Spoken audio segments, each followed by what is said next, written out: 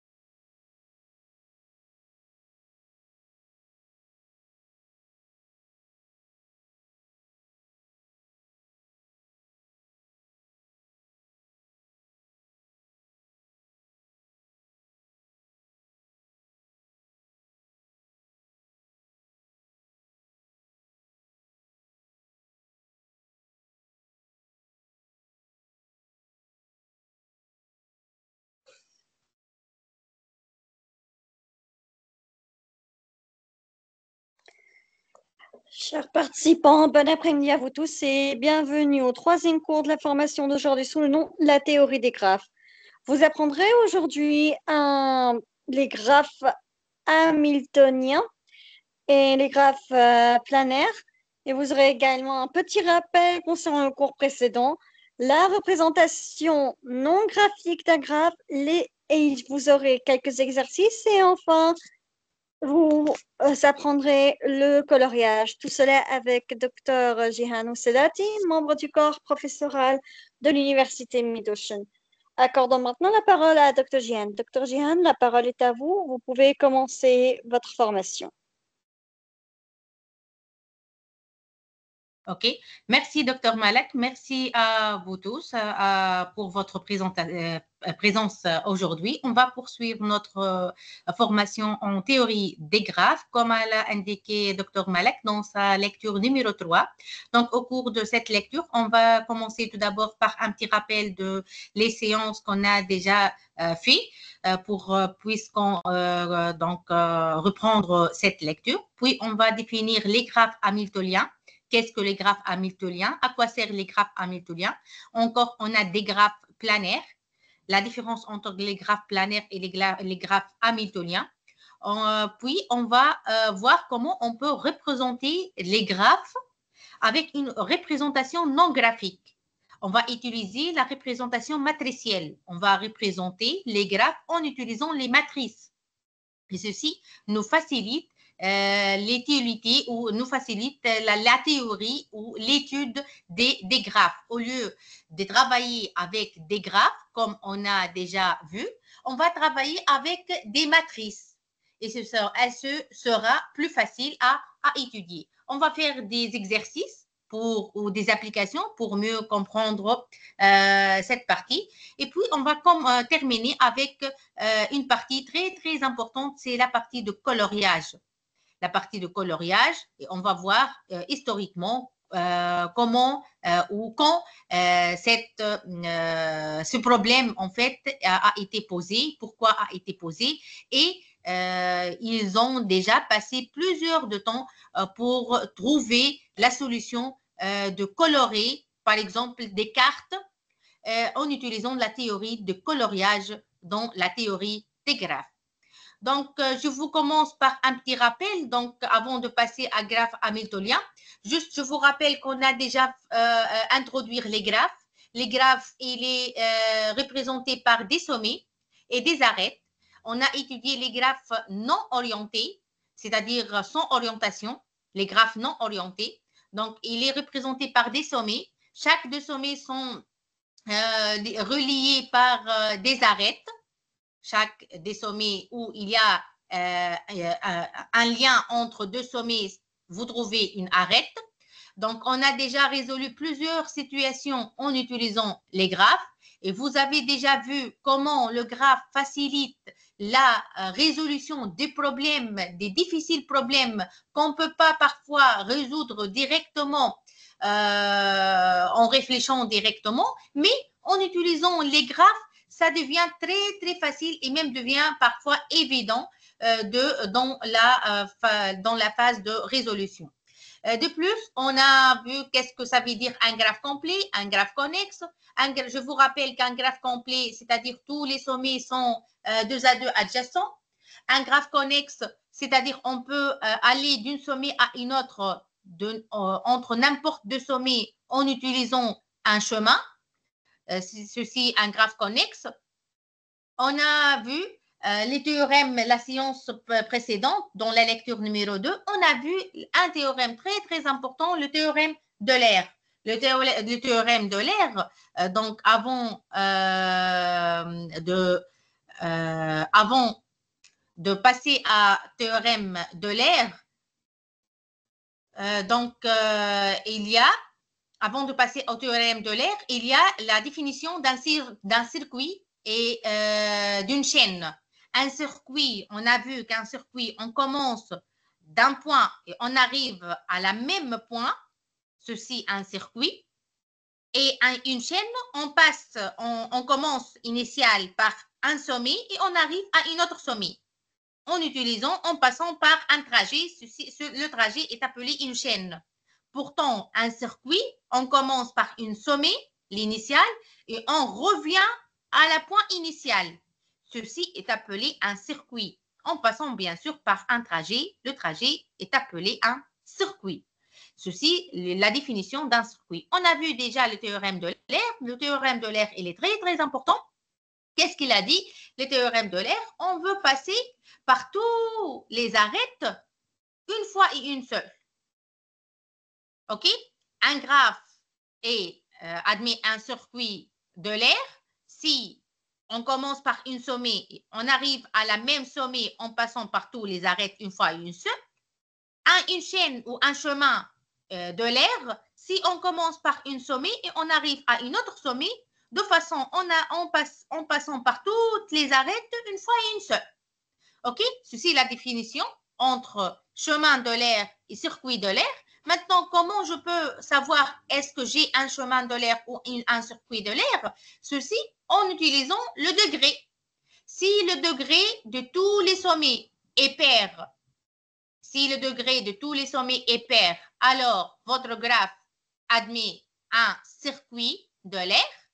Si tout le degré ou le degré de tous les sommets sont pairs sauf 2 sont impairs, alors on commence par une sommet et on arrive à l'autre en passant par tous les arêtes une fois une seule, c'est-à-dire un chemin de l'air. Ceci, qu'est-ce qu'on a déjà vu globalement?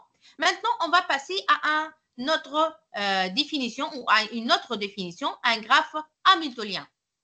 En fait, on appelle cycle hamiltonien d'un graphe G un cycle passant une seule fois par chacun des sommets de G.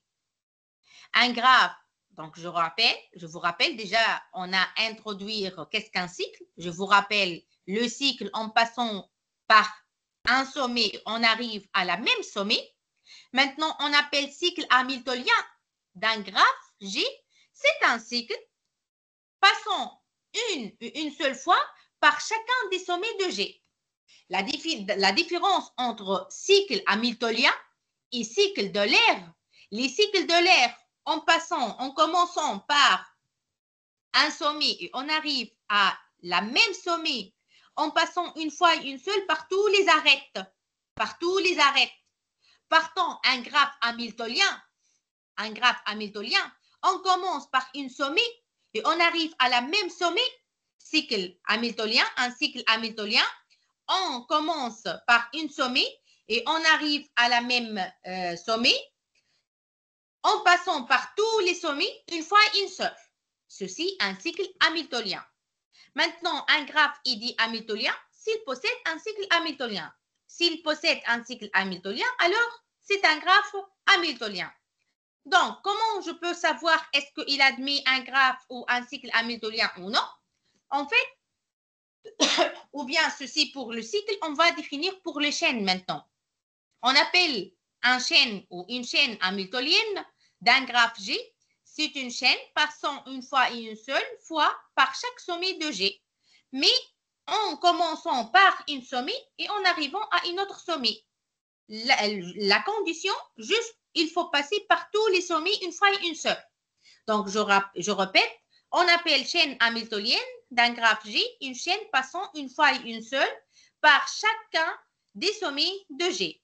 Un graphe ne possède ou ne possédant que des chaînes hamiltoniennes et semi-hamiltoniens. Un graphe ne possède que des chaînes hamiltoniennes est appelé semi-hamiltonien. Contrairement au graphe eulerien. Déjà, on a dit, au contraire, avec le graphe eulerien, il n'existe pas de caractérisation simple de graphe semi-hamiltonien. Dans le graphe hamiltonien, déjà, on n'a pas indiqué Pardon. On n'a pas indiqué un graphe semi-hamiltonien. OK? Donc, on n'a pas cette notion. Pourtant, dans le graphe, on n'a pas indiqué une définition pour le semi-eulérien. Juste, on a le semi-hamiltonien. On peut énoncer quelques propriétés et conditions suffisantes, oui. Donc, un graphe possédant un sommet de degré 1 ne peut pas être hamiltonien. Un graphe, si il admet un sommet de degré 1, c'est-à-dire il y a une sommet, dans cette sommet, il sort seulement une arête. Donc, ce graphe ne peut pas être hamiltonien. Un graphe possède un sommet de degré 1, ne peut pas être hamiltonien. Ceci est la première caractérisation. La deuxième caractérisation, si un sommet dans un graphe est de degré 2, s'il y a un sommet de degré 2, alors les deux arêtes incidents à ce sommet doivent faire partie d'un cycle hamiltonien. Si vous avez un graphe,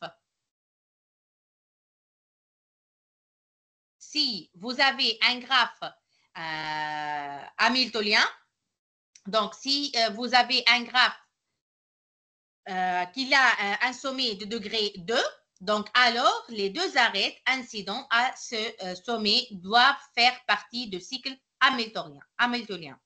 Les graphes complets Kn sont hamiltoniens. Si vous avez un graphe complet, c'est-à-dire tous les sommets sont 2 à 2 adjacents, donc le graphe est hamiltonien. OK? Il y a un théorème très, très important pour le graphe hamiltonien et qui caractérise ces graphes hamiltoniens. Donc, en prenant ces théorèmes,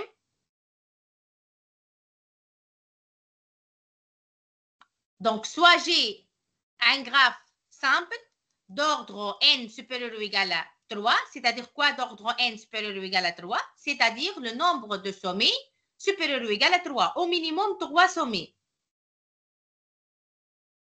Donc, si pour tout paire x, y des sommets non adjacents, tout paire de sommets x, y, ils ne sont pas adjacents, c'est-à-dire que votre graphe n'est pas complet, tout paire de sommets n'est pas adjacent, on a dx plus dy, c'est-à-dire le degré de x, le degré de cette sommet plus le degré de l'autre sommet supérieur à n. OK? Alors, G est hamiltonien. Soit j'ai un graphe, je répète, soit j'ai un graphe simple. Vous avez un graphe simple, c'est-à-dire quoi un graphe simple? C'est-à-dire vous n'avez pas des boucles. Soit j'ai un graphe simple d'ordre n supérieur ou égal à 3. Si pour tout paire x, y de sommets non adjacents, on a des x plus des y supérieur ou égal à n, alors G est hamiltonien. L'autre corollaire, c'est une conséquence de ce théorème-là. Soit j'ai un graphe simple, c'est-à-dire il n'admet pas de boucle, un graphe simple d'ordre n supérieur ou égal à 3, c'est-à-dire c'est une condition, au moins vous avez 3 sommets, 3 ou plus que 3 sommets. Si pour tout sommet x de G, on a dx supérieur ou égal à n sur 2, le degré de chaque sommet est supérieur ou égal à n sur 2, n c'est le nombre de sommets, alors G est hamiltonien. Alors, on peut conclure que votre graphe est hamiltonien. Je vous rappelle qu'est-ce que ça veut dire hamiltonien, c'est-à-dire on commence par une sommet et on arrive à une autre sommet en passant par toutes les sommets une fois une seule.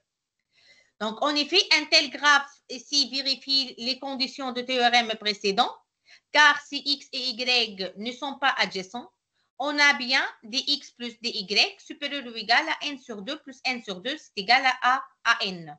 Ce qui indique que ici, le théorème de x plus de y supérieur ou égal à n. En passant maintenant à une autre définition, à une autre catégorie des graphes, ce sont les graphes planaires. En fait, on dit qu'un graphe est planaire si on peut le dessiner dans le plan de sorte que ces arêtes ne se croisent pas. On peut le tracer sur le papier, dans le plan, de façon que les arêtes ne se croisent pas. Ceci, on l'appelle un graphe planaire. OK? Je répète, on dit qu'un graphe est planaire si on peut le dessiner dans le plan de sorte que ces arêtes ne se croisent pas. Rappelons que les arêtes ne sont pas forcément rectilignes, donc ils n'ont pas même aucune importance ou signification s'ils croisent ou non, mais c'est cette définition et elle est encore importante. Donc, une carte ou graphe planaire topologique est une représentation particulière d'un multigraphe planaire fini. On dit qu'une carte est connexe quand si son graphe l'est. Une carte divise le plan en plusieurs régions. C'est pour cela cette définition, elle est très importante. Par exemple, on va voir la carte ci-dessous, ici. Donc, la carte ci-dessous, avec 7 sommets et 9 arêtes. Ici, vous avez 7 sommets. 1, 2, 3, 4, 5, 6 et 7. 7 sommets. Et on a ici 9 arêtes. Divise le plan en 4 régions, A, B, C, D. 3 régions sont limitées, alors que 4e, D, extérieur au diagramme, ne l'est pas. Donc ici, elle divise le plan en 3 régions, A, B et C. Pourtant, la région D est extérieure ici. Et ceci pour les graphes planaires, ils sont très importants dans les notions de cartes. Dans les notions de cartes, on utilise les graphes planaires. Maintenant, le degré d'une région R, noté DR, est la longueur de la chaîne fermée minimum. Donc, passons par tous les sommets qui délimitent cette région. Dans le graphe ci-dessus, DA égale à 6. La région A est délimitée par la chaîne fermée. Passons par les sommets 1, 2, 3, 4, 6, 5 et on revient à A1, comme vous voyez ici. Je reviens à la région A. Donc ici, la région A, 1, 2, 3, donc 5 ici, et on revient à A1. 1, 2, 3, 5, 6, 5 et on revient à 1. 1, 2, 3, 5, 6, 5 et on revient à 1. Voilà. OK? Ici, 2B, le degré de B. Ici, le degré de A égale à 6. Donc, le degré de B égale à 4. Le degré de C égale à 3. Pourtant, le degré de D égale à 5. Donc, on remarque que tout arrête limite de région ou est continu dans une région est alors compté 2 fois dans la chaîne fermée. Nous avons donc un lemme pour les régions analogue au lemme de poignée de main pour les sommets. Donc, voilà le théorème. La sommée de degrés des régions d'une carte connexe est égale à 2 fois le nombre d'arêtes. Je répète, la sommée de degrés des régions d'une carte connexe, il doit être connexe, est égale 2 fois, donc fois multiplié fois 2, le nombre d'arêtes. On peut vérifier ces théorèmes sur le graphe précédent. Il comporte 9 arêtes et la somme de degrés de région vaut 18. Si on compte, on trouve 18. Donc, en fait, ce théorème même, ils sont imposés par Euler. Donc, Euler a établi une formule célèbre qui relie le nombre de sommets S, le nombre d'arêtes A et le nombre de régions R d'une carte connexe. Donc, S moins A plus R égale à 2. Maintenant, on va passer à la partie la plus importante, c'est la représentation d'un graphe avec une méthode non graphique, c'est-à-dire la représentation matricielle d'un graphe. On ne va pas utiliser tout au long les graphes pour étudier, faire une étude sur les graphes. On va utiliser une représentation matricielle. On va commencer par ce qu'on appelle matrice d'adjacence. Matrice d'adjacence. Donc, en fait, on peut représenter un graphe simple par une matrice d'adjacence. Une matrice, c'est une matrice M, N croix M, est un tableau de N lignes et M colonnes. N, vous trouvez N lignes et M colonnes. I, J désigne l'intersection de la ligne I et de la ligne J dans une matrice d'adjacence. Donc, les lignes et les colonnes représentent les sommets du graphe. Donc, 1, vous trouvez ou bien 1 ou bien 0. Donc, le 1 à la position I, J signifie que le sommet I est adjacent au sommet J. Si le sommet I et J ne sont pas adjacents, vous trouvez 0. Voilà ici. Par exemple, ceci, c'est un graphe. OK? Vous trouvez ici les sommets. 1, 2, 3, 4, 5. Donc ici, 5 lignes. Ici, 5 colonnes. 5, 1, 2, 3, 4, 5. 5 lignes. Ici, 5 colonnes. Donc 1, ici 1, 1. La relation entre 1 et 1.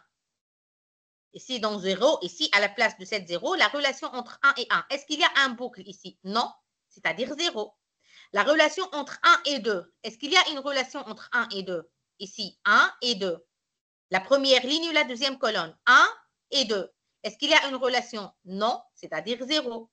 La relation entre 1 et 3 maintenant. Première ligne, troisième colonne. La sommet 1, la sommet 3. Entre 1 et 3. C'est 1.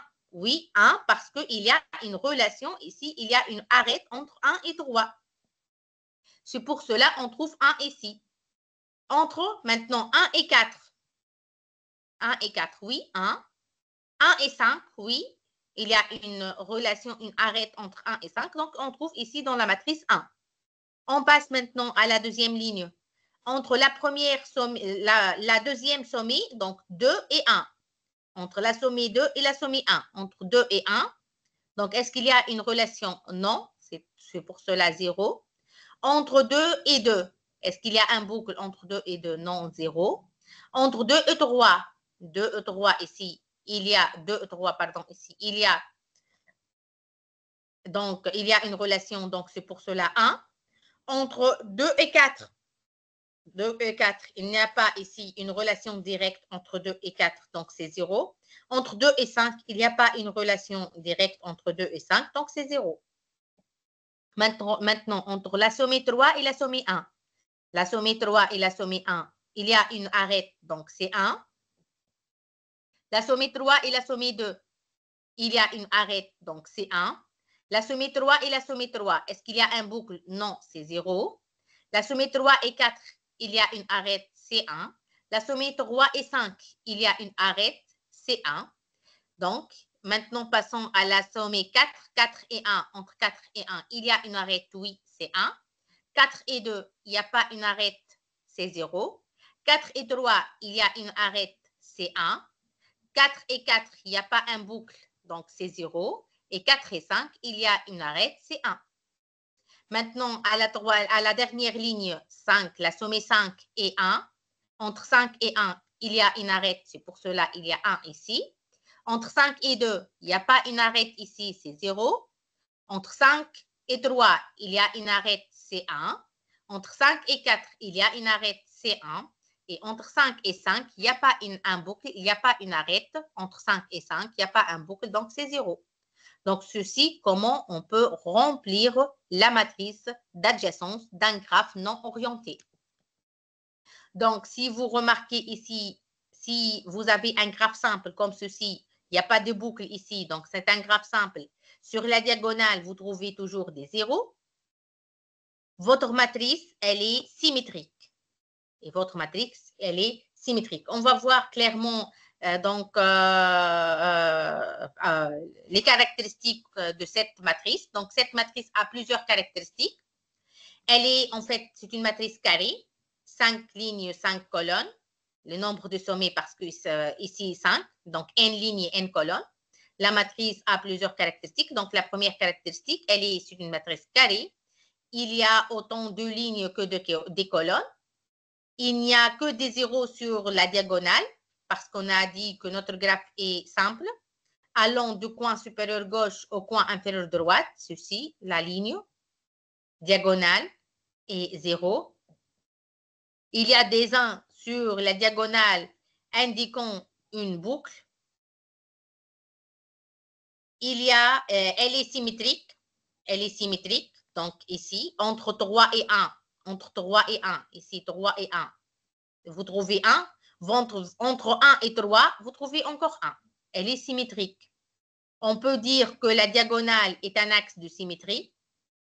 La quatrième caractérisation, une fois que l'on fixe l'ordre des sommets, 1, 2, 3, 4, 5, si on fixe l'ordre des sommets, il existe une matrice d'adjacence unique pour chaque graphe. Chaque graphe admet une matrice d'adjacence unique. Et toujours, la plupart du temps, on respecte l'ordre. L'ordre aussi, on appelle les sommets 1, 2, 3, 4. Donc, on va respecter l'ordre 1, 2, 3, 4, 5. Si avec A, B, C, D, donc on respecte l'ordre A, B, C, D, E, F, etc. OK? Donc, une fois que l'on fixe l'ordre des sommets, il existe une matrice d'adjacence unique pour chaque graphe. Chaque graphe a une matrice unique. Celle-ci n'est la matrice d'adjacence d'aucune autre graphe. Donc, chaque graphe a son matrice d'adjacence. On va passer donc à une autre représentation par les listes. Une autre représentation par les listes. Donc ici, on peut aussi représenter un graphe simple en donnant par chacun des sommets, de ces sommets, la liste de sommets auxquels il est adjacent. Et ce sont les listes d'adjacence. Donc ici, dans le même graphe, on va reprendre le même graphe, mais cette fois-ci, on va le représenter par les listes.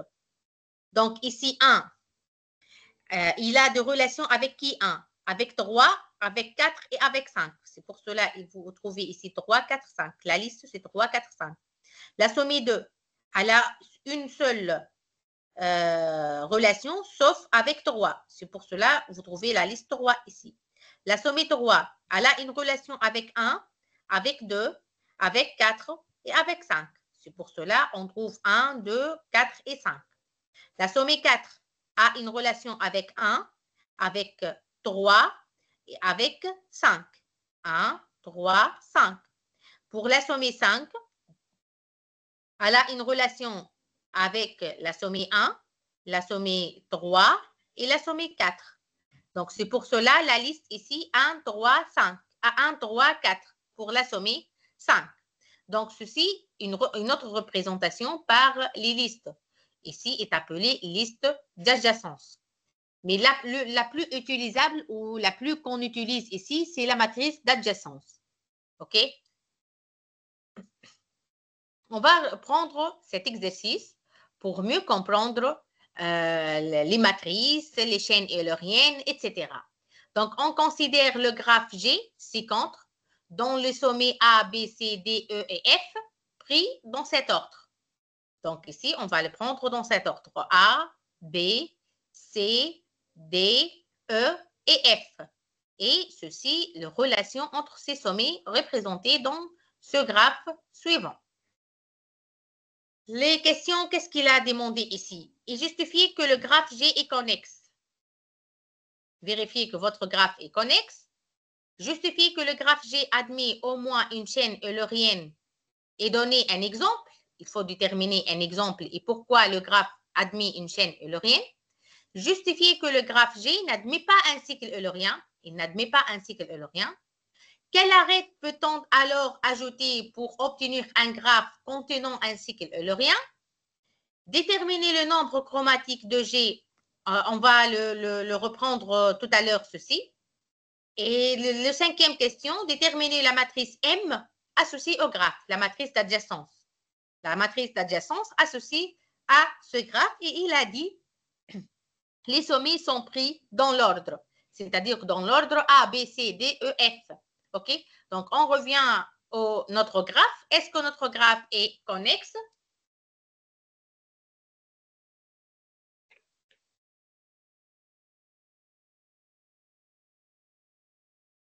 Je vous rappelle qu'est-ce qu'on a dit pour le graphe connexe. Si on peut aller d'une sommet à une autre par n'importe quel chemin. Donc, Le graphe G est connexe. Pourquoi? Car il existe toujours une chaîne reliant deux sommets distincts. Toujours, on peut trouver une chaîne entre deux sommets distincts. On peut même rappeler, pour mieux comprendre, un petit rappel sur le chaîne eulérienne. Donc, pour un graphe non orienté. Donc, une chaîne eulérienne simple pour la deuxième question, parce qu'elle a dit quoi pour la deuxième question? Pour la première question, elle est simple. Est-ce qu'il est connexe ou non?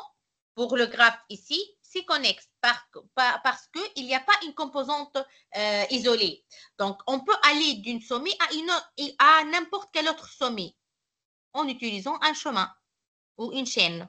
En utilisant une chaîne. Par exemple, de A à B, je peux aller directement. De A à D, je peux aller directement. De A à F, je peux aller donc à E puis à F. De A à, je ne sais pas, donc à C, ok. Donc de E à C, donc je peux aller de E à A puis à C. De E à B, par exemple, de E à A puis de A à B. Donc de D à C, par exemple, de D à C, de D à A, puis de A à C. Donc, pour vérifier que votre graphe est connexe, il faut tout d'abord voir les sommets qui ne sont pas directement adjacents. Et il faut voir est-ce qu'il y a une relation ou un chemin ou une chaîne qui relie ces deux sommets. Par exemple, le D et le C ne sont pas adjacents. Donc, est-ce que je peux aller de D à C? Oui, de D à A, puis de A à C. Il existe une chaîne pour aller de D à C. Par exemple, le E et le B ne sont pas adjacents. Donc, de E à A et de A à B. Par exemple, le E et le A ne sont pas adjacents. Donc, de F à E et de E à A. Donc, on a vérifié tout. Donc, notre graphe est connexe. Maintenant, passons à la deuxième question. Justifier que le graphe G admet au moins une chaîne eulérienne et donner un exemple. Donc, je vous rappelle comment on peut savoir qu'est-ce qu'une chaîne eulérienne et comment je peux savoir est-ce que mon graphe admet une chaîne eulérienne ou non. Donc, le rappel, chaîne eulérienne pour un graphe non orienté. Je vous rappelle qu'on est toujours jusqu'à maintenant dans le graphe non orienté. Donc, une chaîne eulérienne simple est une chaîne qui passe par toutes les arêtes d'un graphe non orienté une fois et une seule. On commence par une chaîne eulérienne, on commence par une sommet et on arrive à une autre sommet de façon en passant par toutes les arêtes une fois et une seule. Maintenant, le théorème d'Euler, qu'est-ce qu'il a dit? Un graphe comporte une chaîne eulérienne si le graphe tout d'abord est connexe, donc d'après la première question, on a vérifié qu'il est connexe, et s'il comporte deux sommets d'ordre impair. Si tous les sommets d'ordre pair, sauf seulement deux sommets d'ordre impair. On va vérifier ensemble. Donc ici, le degré de A.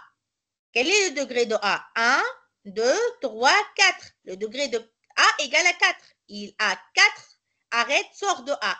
Donc le degré de A, 4, c'est pair. Le degré de B, 1, 2, 3, 4. Le degré de B, c'est 4 encore. C'est pair. Le degré de F, 1, 2, 3, 4. Encore, c'est 4. C'est pair.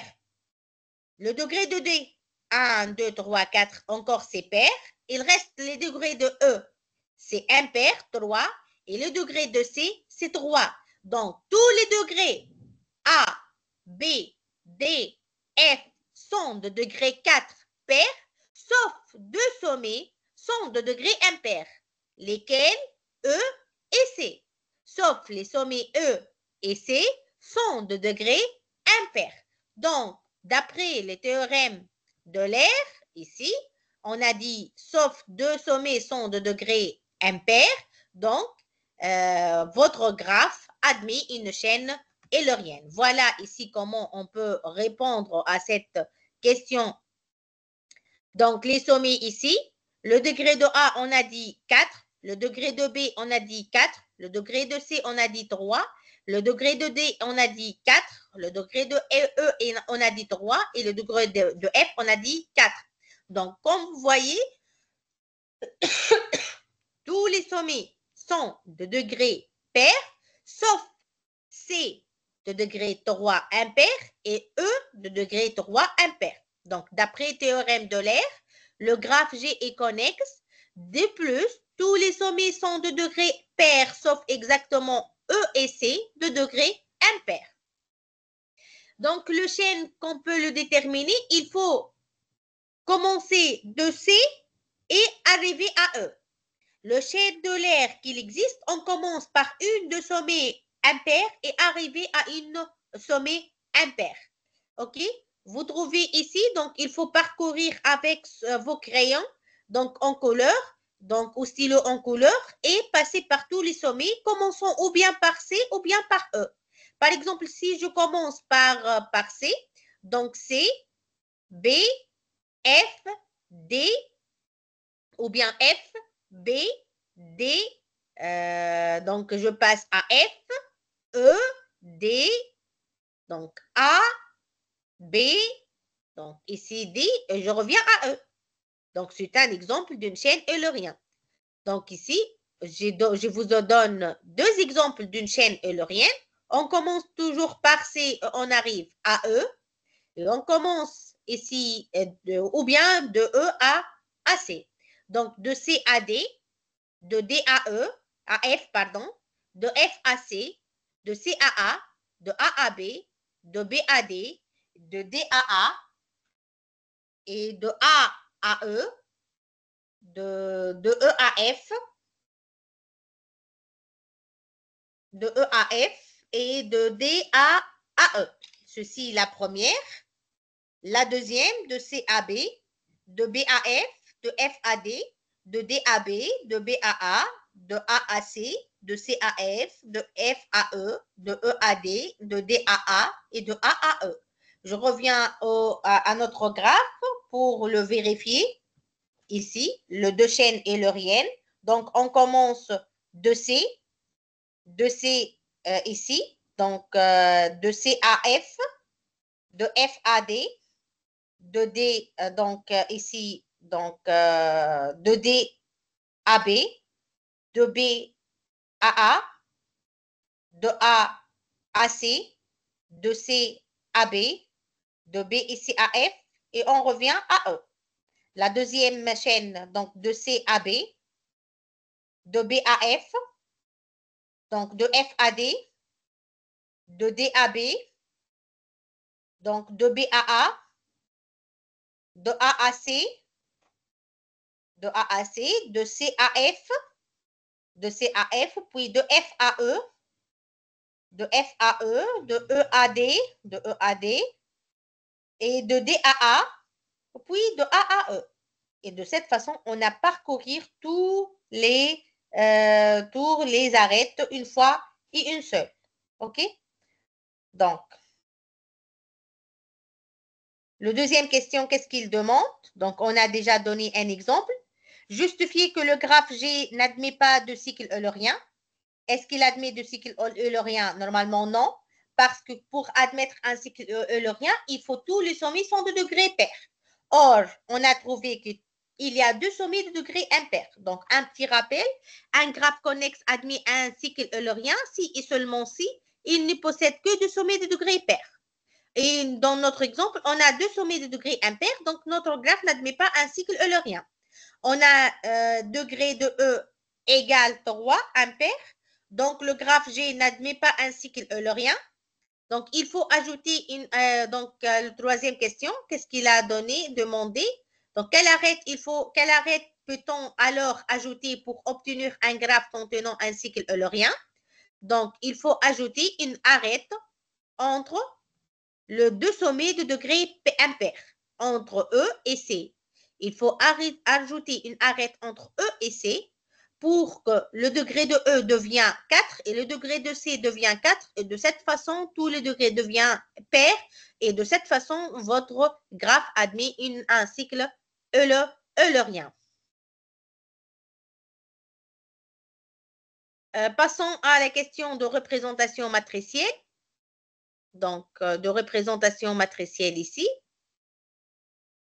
La matrice associée à un graphe non orienté, c'est une matrice symétrique par rapport à son diagonale. Donc, ici, dans la diagonale, vous trouvez 0. toutes les diagonales.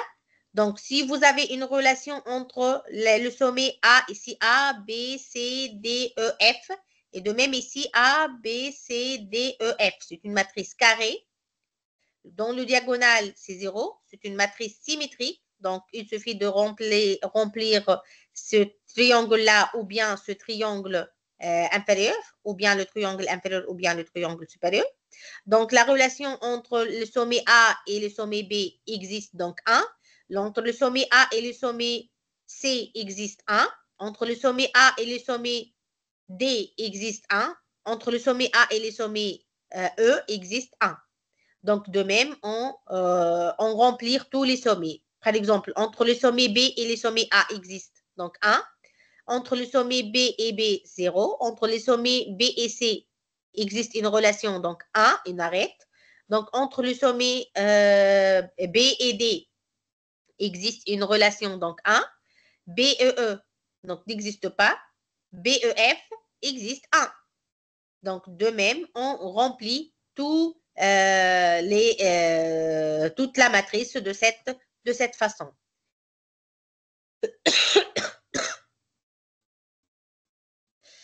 On va passer maintenant à une autre définition ou à une autre catégorie des graphes, sont appelés des arbres. Et ceci, il est très, très important, cette notion, parce qu'on utilise même en probabilité, vous trouvez les arbres probabilistes, pardon, on utilise partout. Donc, et je vous donne prochainement, dans la prochaine lecture, des exemples des arbres. Et on a une notion pour les arbres couvrant minimal, comment je peux couvrir tout l'arbre de façon minimale. Et on a des algorithmes pour le couvrir. On va le voir dans la prochaine lecture, Inch'Allah. Donc, concernant la définition des arbres, on appelle arbre tout graphe connexe. Il faut tout d'abord être connexe, sans cycle. De plus, elle doit être sans cycle. Elle n'admet pas de cycle. Un graphe sans cycle, mais non connexe, est appelé une forêt. Si vous avez un graphe sans cycle, mais non connexe, comme ce graphe-là, non connexe, il a une composante ici connexe et ici une autre composante connexe. Donc, ce graphe non connexe, sans cycle, donc c'est une forêt. Les sommets 1, 2, 5 et 6 sont des feuilles. Ces sommets sont des feuilles. Une feuille ou une sommet pendant est une sommet de degré 1. Donc, une sommet, c'est une feuille de degré 1, elle est une feuille. Donc, 2, c'est de degré 1, elle est une feuille. 3, elle est de degré 2, c'est pas une feuille. Donc, 1, elle est de degré 1, c'est une feuille. 4, non.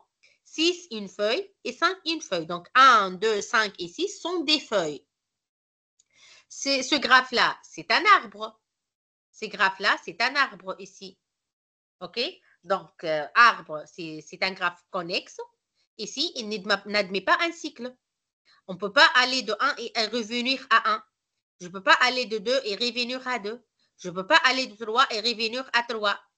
De même pour tous les autres sommets, de 5 et revenir à 5. De 4 et revenir à 4. OK? C'est pas de 6 et revenir à 6. Donc, n'admet pas un cycle. C'est pour cela, c'est un arbre ici. Quelles sont les feuilles? Les feuilles sont de degré 1. Donc, 2, c'est une feuille. 1, c'est une feuille. 3 non, 4 non, 6 non, et 5, c'est une feuille. Donc, les sommets 1, 2 et 5 sont des feuilles.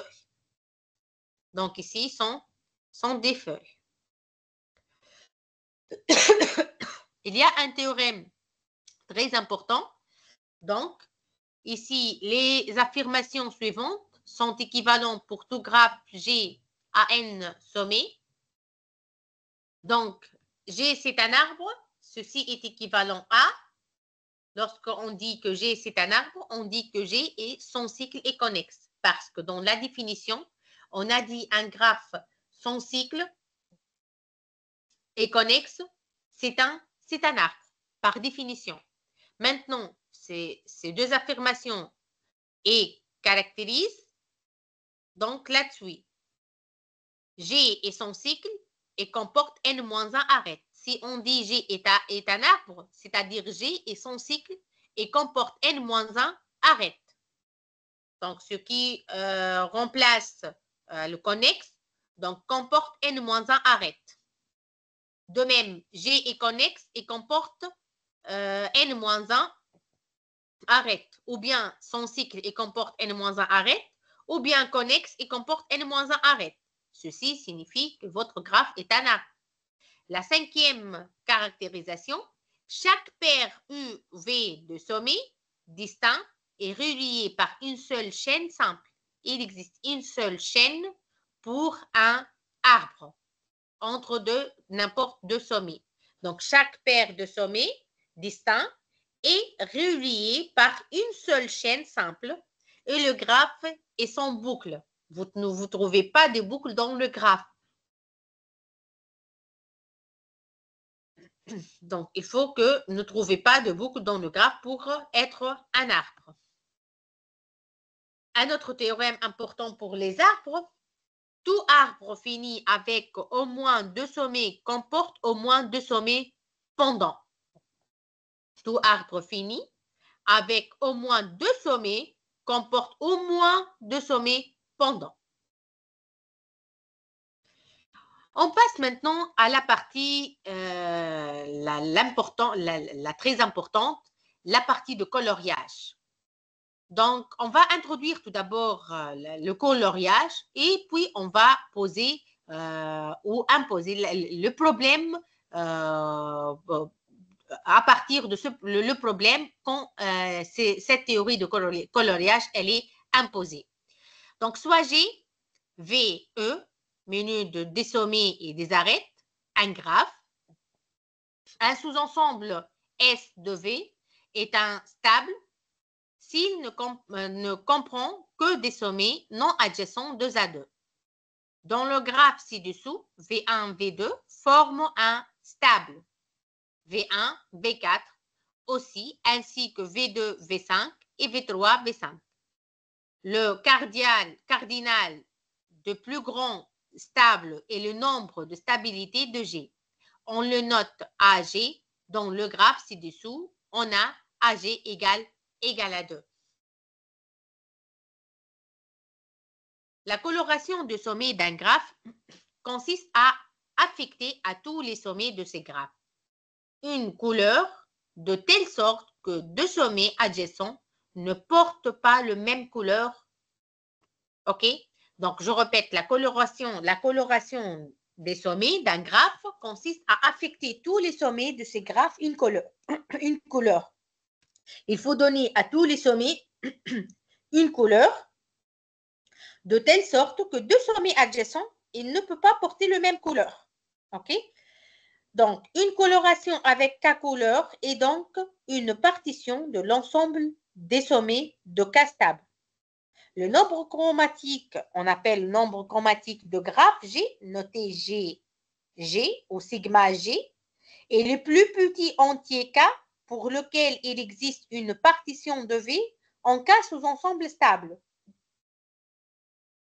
On va voir sur le graphe ci-dessous, on a eu besoin de 3 couleurs, notez 1, 2, 3, pour colorer les sommets de sorte que deux sommets adjacents aient des couleurs différentes.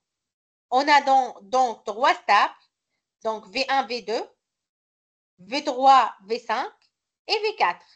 Il ne peut pas être utilisé moins de couleurs à cause de clics V1, V4, V5 et V1, V3, V4. Il faut au minimum 3 couleurs. Donc déjà, ce problème de coloriage, il est imposé par un Louis en France. Il a demandé de colorier la carte de France en utilisant le minimum de couleurs. Il faut colorier la carte. Comment on peut colorier la carte? Donc, on ne peut pas donner le même couleur pour deux villes adjacentes, ok, ou pour des cités adjacentes. Donc, il faut que deux villes adjacentes ne portent pas la même couleur. Donc, il a demandé de colorer la carte avec un minimum de couleurs. Donc, c'est pour cela on a imposé la théorie de coloration de graphes. Donc, il y a même un algorithme pour colorer ce type de graphe. Donc, on a ce graphe-là. Donc, ici, 1, 2, 1, V1, V2, V3, V4 et V5. Donc, ici, donc remarquons ici que les sommets V2 auraient aussi peut-être coloré 3. La coloration minimale, donc ici c'est 3, n'est donc pas forcément unique. Donc, on peut trouver plus qu'une possibilité de coloration. Donc, comment je peux le colorier? On a déjà un algorithme. On va le voir. Comment on peut colorer une telle carte ou un tel graphe en utilisant pour n'importe quel tel graphe en utilisant l'algorithme de coloriage. Donc, maintenant, le nombre chromatique ou l'encadrement de nombre chromatique. Donc, toujours ici, on travaille avec de petits graphes. Il faut toujours imaginer que vous avez un très, très grand graphe d'une grande ville, par exemple, où on a représenté les cités, etc., les rues, les petites rues, etc. Donc, c'est une très grande carte, très grande graphe. Donc, comment je peux déterminer le coloriage? Il faut tout d'abord encadrer le nombre chromatique. C'est-à-dire quoi le nombre chromatique? C'est-à-dire le nombre minimal de coloriage. Le nombre minimal de coloriage, je veux colorer toute la carte ou tout le graphe, de façon de sommet adjacent ne porte pas la même couleur. Donc, le nombre chromatique, j'ai besoin de déterminer ce nombre chromatique. Le nombre chromatique, c'est le nombre minimal de couleurs pour colorer le graphe. Donc, avant de déterminer ce nombre chromatique, on peut même l'encadrer. Avant de commencer l'algorithme de coloriage, on peut même l'encadrer pour faciliter le coloriage. Donc, l'encadrement de nombre chromatique. On a une majoration, n'importe quel encadrement, il y a une majoration et minoration. On commence par la majoration. Le sigma G, ceci le nombre chromatique, il est toujours inférieur ou égal à R plus 1. Avec le R, c'est quoi? Le R est le plus grand degré de sommet de G. Le plus grand degré de sommet de G, c'est le R. Par exemple, ici, le plus grand degré de sommet, le V à la degré 1, le V2 degré 1, le V3, 1, 2, 3, le degré 3, V1 degré 3, V5 degré 3 et V4 degré 3. Donc, le plus grand degré de sommet, c'est 3. Donc, le nombre chromatique est inférieur ou égal à 3 plus 1, c'est 4. Le nombre chromatique, il ne dépasse pas 4. OK? R plus 1. On a dit que R, c'est le plus grand degré de sommet de graphe G. Maintenant, la minoration. Le nombre chromatique d'un graphe est supérieur ou égal à celui de chacun des sous-graphes. Il faut déterminer le plus petit sous-graphe complet. Et le plus petit sous-graphe complet ici, par exemple, vous avez deux graphes complets. Donc ici, le plus petit sous-graphe complet entre V1, V3 et V4, ou bien V1, V5, V4. Et d'ordre 3 ici. Donc, il est entre 3, le nombre chromatique pour cet exemple est entre 3 et 4. Maintenant, on va passer à l'algorithme de coloriage appelé de Welch and Pao. Cet algorithme couramment utilisé permet d'obtenir une assez bonne coloration d'un graphe, c'est-à-dire une coloration n'utilisant pas un trop grand nombre de couleurs. Cependant, il n'assure pas que le nombre de couleurs soit minimum et donc égal au nombre chromatique de graphes. Donc, lorsqu'on fait l'algorithme et on détermine le nombre de couleurs, qu'on a déjà utilisé pour colorer le graphe. Donc, le nombre de couleurs qu'on le trouve, c'est le nombre chromatique, le nombre minimal de couleurs pour colorer le graphe. L'étape 1. On va commencer par cette étape. On va classer les sommets de graphes dans l'ordre croissant de leur degré. On va compter tout d'abord le degré de tout le sommet, puis on va le trier avec ordre croissant. OK? Et attribuer à chacun des sommets son numéro d'ordre dans la liste obtenue. Donc, on va classer les sommets de graphes dans l'ordre croissant, suivant le degré de sommet, de leur degré, et attribuer à chacun des sommets son numéro d'ordre dans la liste obtenue. Ceci pour l'étape 1. Pour l'étape 2 maintenant, en parcourant la liste dans l'ordre attribué, une couleur non encore utilisée au premier sommet non encore coloré et attribuer cette même couleur à chacun ou à chaque sommet non encore coloré et non adjacent à un sommet de cette couleur. Pour l'étape 3, il reste des sommets non colorés dans le graphe, revenir à l'étape 2, sinon l'algorithme est fini. On va prendre cet exemple maintenant. Une école doit faire passer des tests écrits à 4 élèves, Ali, Fatma, Mohamed et Sarah. 7 disciplines sont concernées: les mathématiques, la physique, la biologie, le français, l'anglais, l'espagnol et l'histoire. Donc, Ali doit passer le mathématique, la physique et l'anglais. Fatma, elle doit passer le mathématique, la biologie et le français. Mohamed, le mathématique, l'anglais et l'espagnol. Et Mathieu, la physique, le français et l'histoire. OK? Quel est le nombre minimal de places ou de plages horaires à prévoir pour qu'aucun élève n'ait à passer 2 tests simultanément? OK? Parce qu'ils ont des tests en commun. Donc, quel est le nombre minimal de plages horaires à prévoir pour qu'aucun élève n'ait à passer 2 tests simultanément?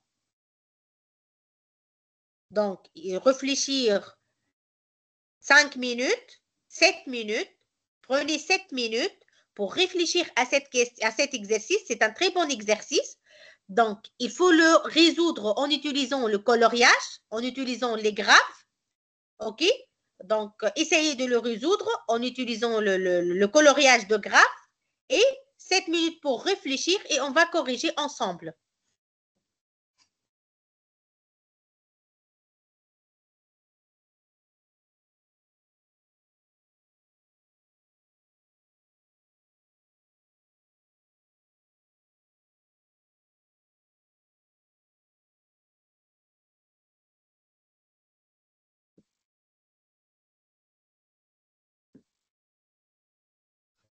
Docteur, tout va bien?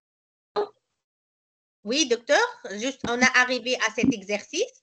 Je vous donne cet exercice et il faut prendre donc 5-7 minutes pour réfléchir un peu à cet exercice et on va le corriger ensemble.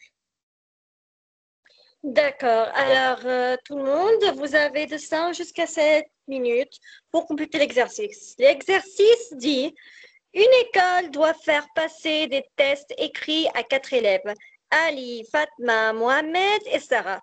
7 disciplines sont concernées: les mathématiques, la physique, la biologie, le français, l'anglais, l'espagnol et l'histoire. Ali doit passer les mathématiques, la physique et l'anglais.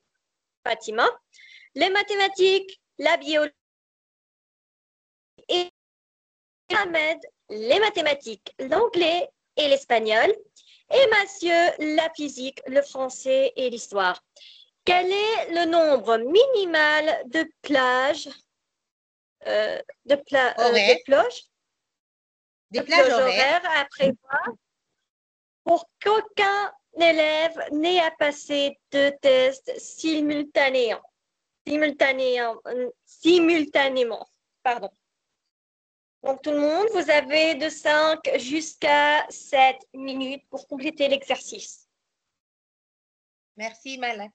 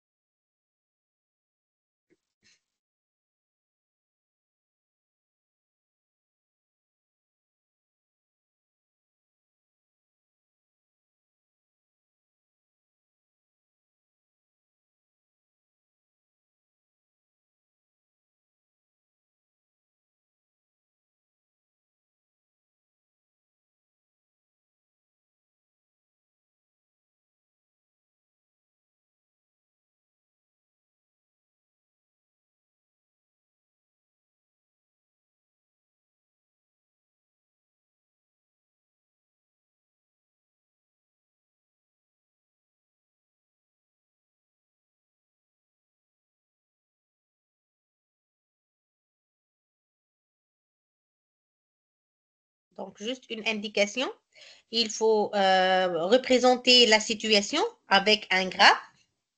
Donc, représenter la situation en utilisant le graphe. Puis, utiliser le coloriage et le nombre chromatique. L'encadrement de nombre chromatique est déterminer le nombre ou couleur minimale parce que deux étudiants ne doivent pas avoir le même couleur, ne doit pas passer le même matière dans le même temps. OK? Donc, tout d'abord. Donc, tout le monde, pour ceux qui ont complété l'exercice, pouvez soit lever la main, soit écrire vos réponses sur le chat.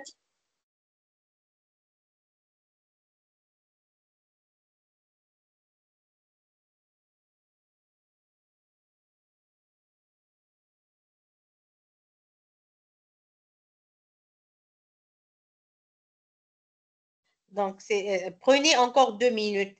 Juste, je vous donne l'indication de présenter la situation en utilisant les graphes.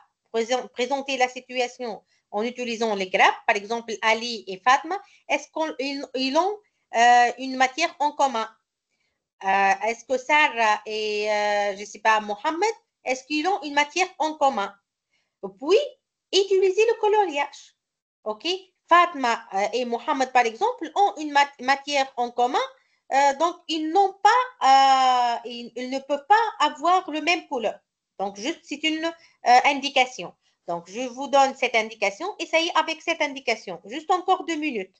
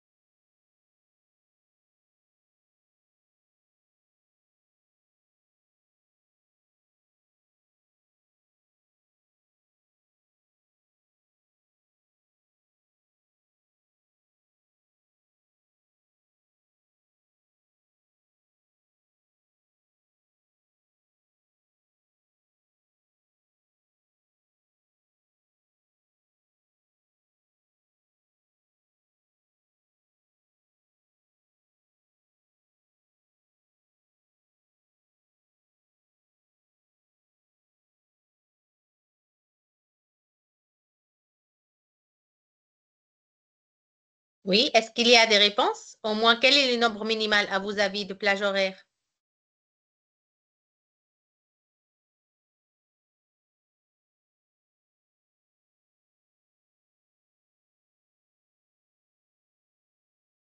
Pour qu'aucun élève n'ait à passer 2 tests simultanément.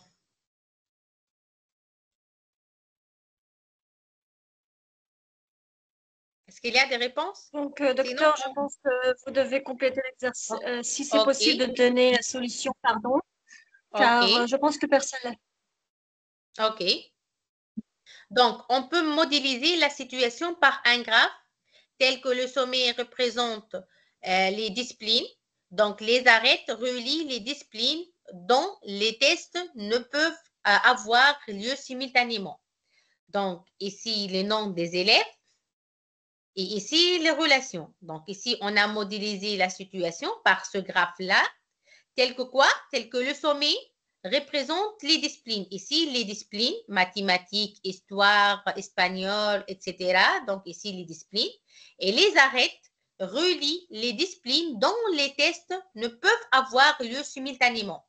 Par exemple, le mathématique et la biologie, etc., ne peuvent pas avoir simultanément. Donc, les plages horaires sont représentées par des couleurs. On attribue à chaque sommet une couleur. Donc, on va faire tout d'abord le tri. Donc, on attribue à chaque sommet une couleur. Deux sommets adjacents ne peuvent avoir le même couleur. Donc, le sous-graphe complet M, A, E, donc 4 rois nécessite 3 couleurs. Donc, le dessin prouve que 3 sont suffisantes pour le graphe. Ainsi, le nombre chromatique de graphe est 3. Donc, il faut au minimum, en utilisant le nombre chromatique, donc le plus grand, le sous-graphe complet, donc ici le plus grand sous-graphe complet, OK, et il est d'ordre 3. Donc, ici M-A-E, M-A-E, donc ici, par exemple, OK. Donc, le nombre chromatique est 3. Donc, si Ali doit aussi passer un test d'histoire, le nombre chromatique devient supérieur ou égal à 4. Donc, un dessin prouve qu'il est de 4, par exemple. OK? Ou bien, on passe au coloriage. Donc, on fait tout d'abord le tri des ordres, de degrés de sommet. Par exemple, la sommet de degré P est de degré 4. M, 1, 2, 3, 4, 5. M est de degré 5. Normalement, on va commencer par M. 1, 2, 3, 4, 5. Donc, ceci 5. M. H2, E2. Ici, A, 1, 2, 3. Donc, c'est 3. Le F, 3. Et ici, 3, 2. Donc, on commence M, puis P, puis A, puis E, puis H, puis B. Donc, M, P, F, l'ordre M, P, F, H, E, A, B. OK? Donc, on commence par M. On donne une couleur à M. Quels sont les sommets qui peuvent avoir le même couleur avec M? L'adjacent non, sauf les sommets qui ne sont pas adjacents à M. P non, B non, F non, A non, E non, donc sauf le H. Le H, elle peut prendre le même couleur que M. Donc M et H prendre le même couleur. OK? Maintenant, on va passer à P. Donc M et H ont le même couleur, par exemple rouge. Maintenant P, elle va prendre une couleur bleue. Donc P et M n'ont pas le même couleur. H, même H n'ont pas le même couleur. F, non. A, non. Donc, sauf E, elle peut prendre le même couleur que P et B. Parce que E et B ne sont pas adjacents à P et même E et B ne sont pas adjacents. Donc, M et H prend le couleur rouge, P et E et B prendre le couleur bleu. Maintenant, passons à F. Quel est le sommet qui peut prendre H non, parce qu'elle est adjacent à F, M non, P non, B non, donc sauf le A. Donc A et F, ils peuvent prendre les mêmes couleurs. Donc par exemple, le couleur vert. Donc on a parcouru tous les sommets.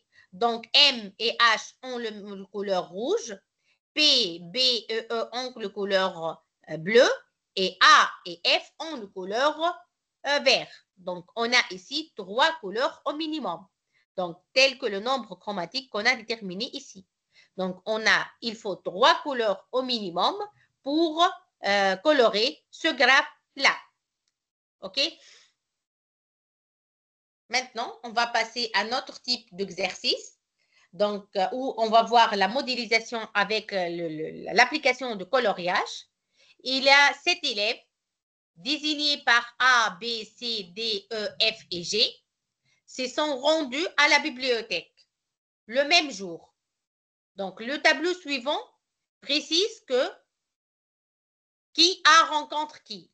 Par exemple, A rencontre D et A rencontre E.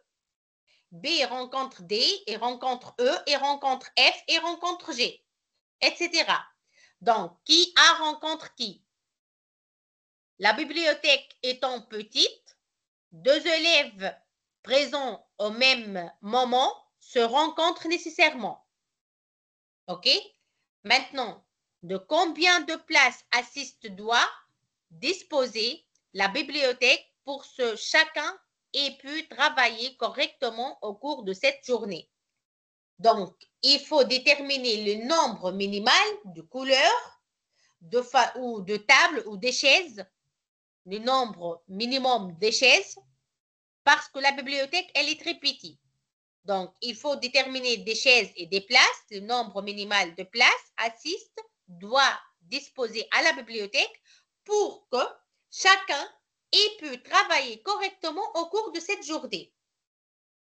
Donc, essayez tout d'abord de le modéliser, puis on va le corriger. Donc, essayez de modéliser et de déterminer le nombre chromatique.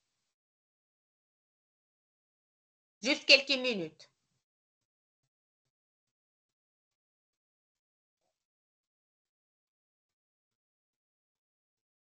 Juste quelques minutes et on va les corriger ensemble.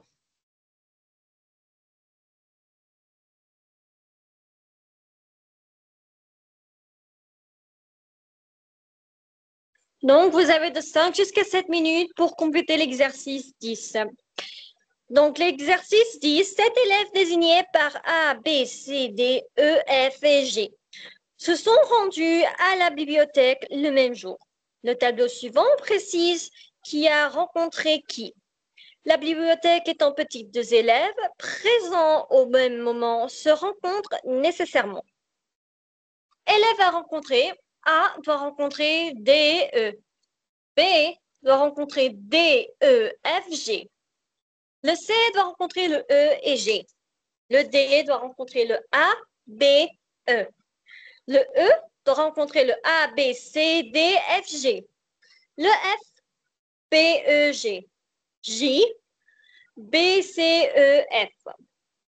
De combien de places assises doit disposer la bibliothèque pour que chacun ait pu travailler correctement au cours de cette journée? Remarque, on peut modéliser la situation par un graphe tel que chaque sommet représente un élève. 2 sommets sont adjacents si les 2 élèves correspondants sont rencontrés à la bibliothèque. Donc 5 jusqu'à 10 minutes et vous pouvez répondre soit en levant la main, soit en écrivant vos réponses sur le chat. Merci, Dr. Malak.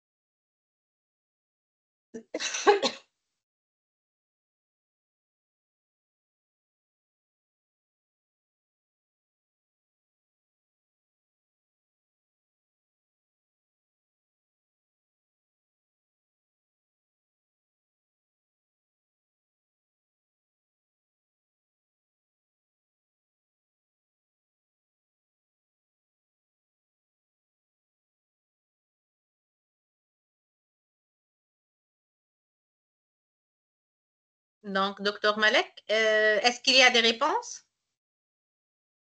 Sinon, on va corriger l'exercice ensemble. Y a-t-il des réponses?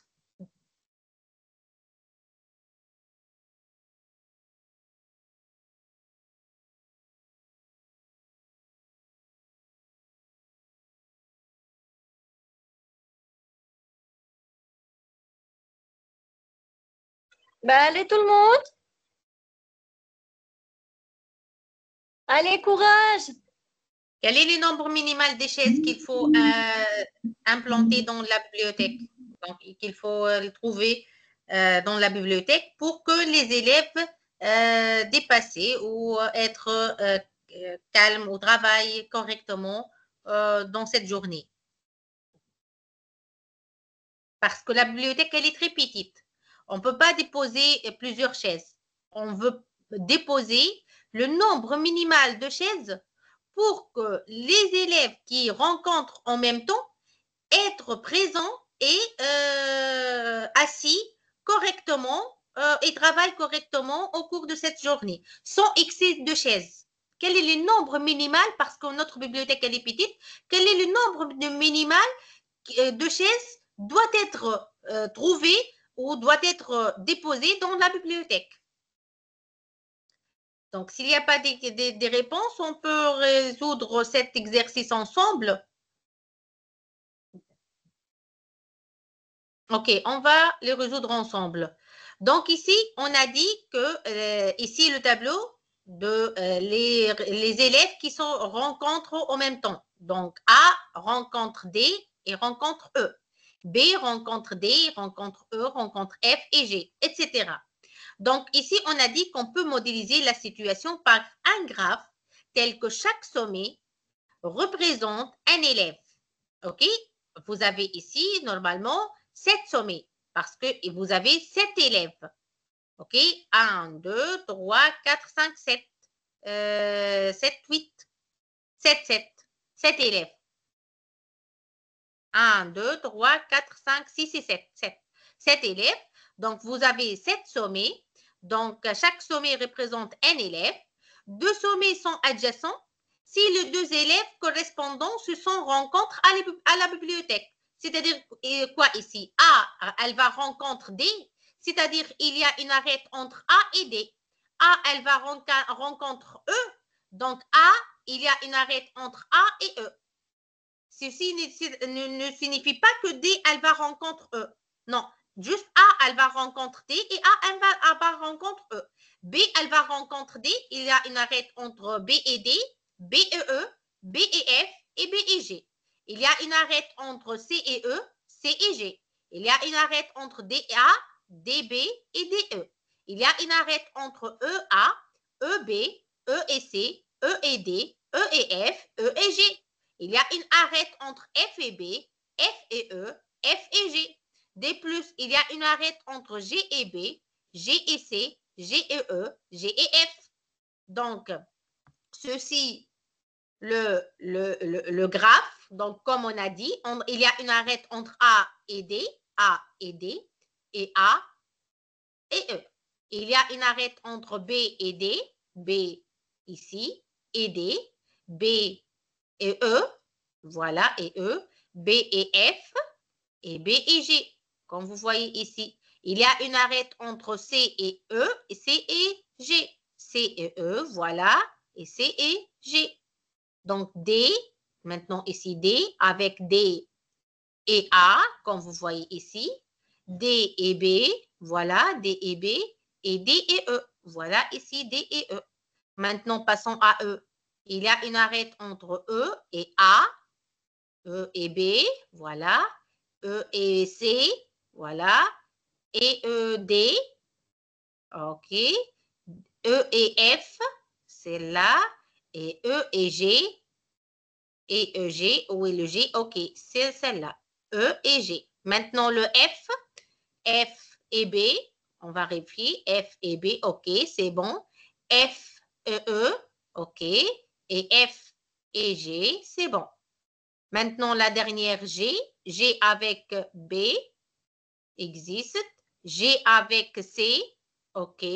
G avec E, c'est bon. Et G avec F, c'est bon. Donc, existe. Donc, ceci, le graphe représente qui les élèves, les sommets sont les élèves et qui à la rencontre qui. Donc, le problème de coloriage d'un graphe, chaque couleur représente une chaise, nombre de chaises égale le nombre chromatique de graphes. Donc, parce que l'esprit de coloriage, quel est? Donc, le coloriage, c'est de colorer deux sommets ou deux sommets adjacents ne portent pas la même couleur. C'est le même qui A rencontre E. Est-ce que A et E doivent prendre le même chaise? Puisque A, elle va rencontrer E. Elle ne peut pas prendre le même chaise. Il faut que A a une chaise et E a une autre chaise. Donc, ici, A et eux ne doivent pas prendre le même chaise. C'est le même l'esprit de coloriage. Le coloriage A et E ne peuvent pas prendre le même couleur. OK? On va déterminer le nombre chromatique. Donc, ici, le graphe contient un K4 et peut être coloré en 4 couleurs. On doit donc disposer de 4 places assises. Donc, il faut mettre au minimum 4 chaises. Donc, ici, si on fait le tri de coloriage, donc, quelle est la sommée qu'elle a le plus grand ordre? Donc, c'est E. Donc, on va le trier E, puis G, B, et encore G, B, D, puis le F, A et C. Donc, E, est-ce que E va prendre le même couleur avec qui? Donc, avec A, non. Avec G, non. Avec E, non. F, non. D, non. C, non. Et B, non. Donc, E, elle va prendre une couleur seule parce qu'elle a une relation avec tous les autres sommets. OK? Puis, après le E. Donc, le E, on a degré 4, G. G, elle peut prendre une couleur avec B, non, parce qu'adjacent. F, non. E, déjà, elle est colorée. Avec D, oui. Et donc, ou bien D ou bien A.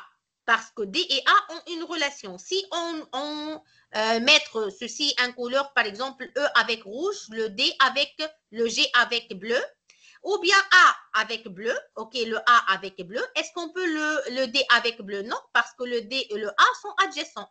Donc maintenant, le E rouge, le G bleu et le A bleu.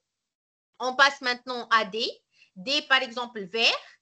Donc, le D, elle ne peut pas prendre avec B, non. A, déjà non. G, déjà coloré. E, déjà coloré. Ou bien avec F et C. Donc, D avec F. Est-ce que F a là une relation avec C? Non. Donc, D et F et C en couleur vert. Donc, ceci, le troisième couleur.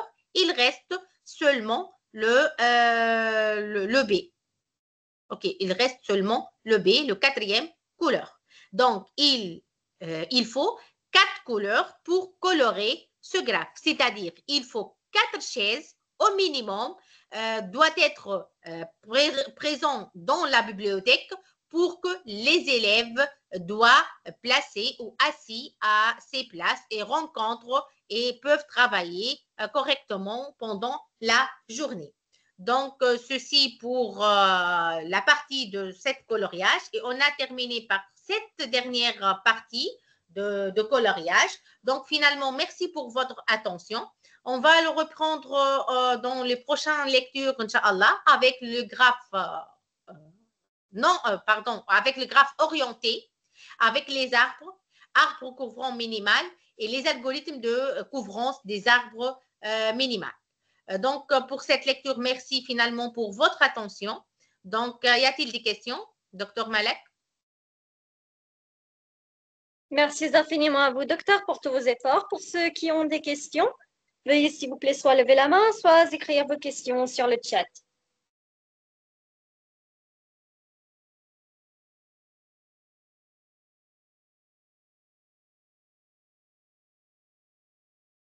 Donc, je pense que personne n'a des questions et que tout est clair.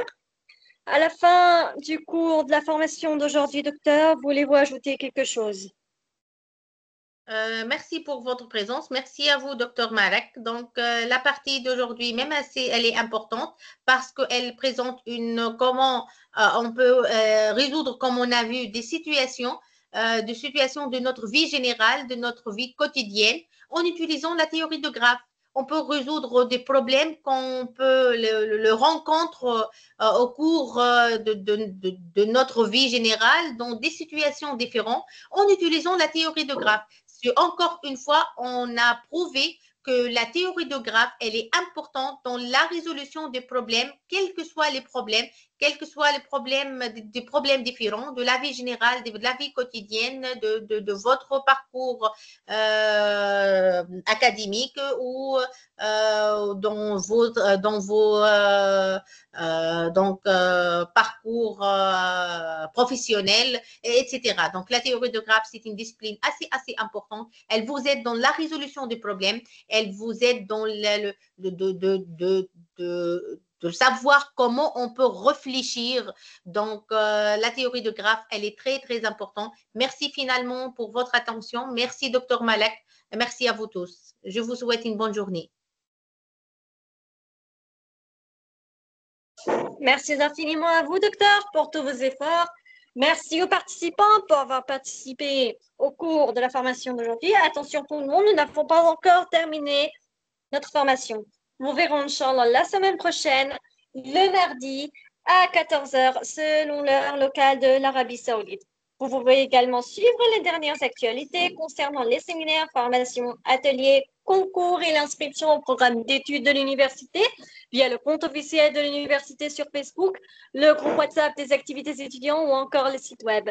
Merci à vous tous. Nous verrons Inch'Allah la semaine prochaine ou encore demain avec la formation de langue et des affaires avec Dr. Souad Shraghi ou encore le design UA et UX avec l'IA avec Dr. Leila Aouni le samedi et plein d'autres de formations et d'ateliers et de séminaires qui vous attendent. Restez connectés. Nous vous souhaitons une excellente fin de journée. Au revoir. Au revoir.